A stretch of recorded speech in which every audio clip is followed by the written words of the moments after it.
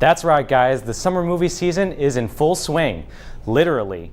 And we start with Andrew Garfield returning as the web slinger in The Amazing Spider-Man 2. Peter Parker returns to continue saving the people of New York City.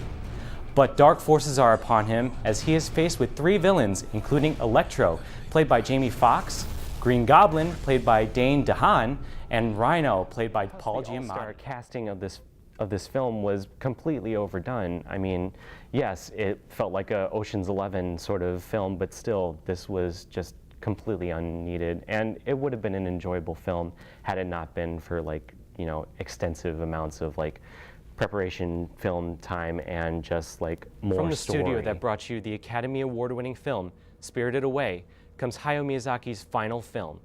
Already nominated for Best Animated Feature Film at the Oscars, this returns as the first Avenger in Captain America: The Winter Soldier.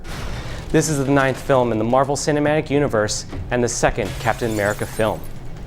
Set 2 years after the events of the Avengers, Steve Rogers is starting to settle with life in the modern world, working with Natasha Romanoff, played by Scarlett Johansson, and Nick Fury, played by Samuel L. Jackson.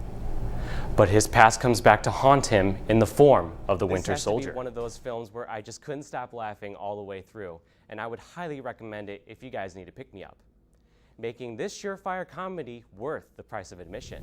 For Best Director, I chose Alfonso Cuarón from Gravity.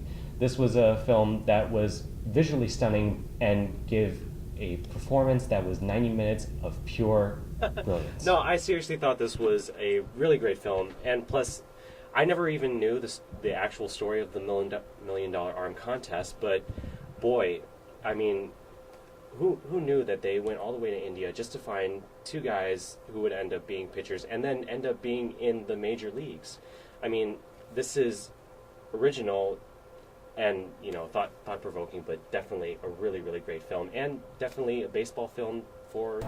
Seth Rogen and Zac Efron go to war in a comedy where the frat house moves into the neighborhood. Neighbors has Rogen and Rose Byrne married with their first child. Forever. I really need to get out of the house. We can have fun here. This is delightful. We should get one of these above our bed.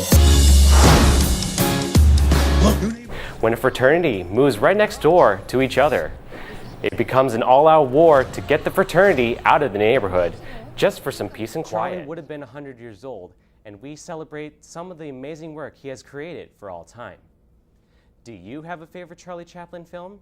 Comment below, or follow us on both Facebook and Twitter, and you may just be featured on the next Price of Admission. Enjoy the movies.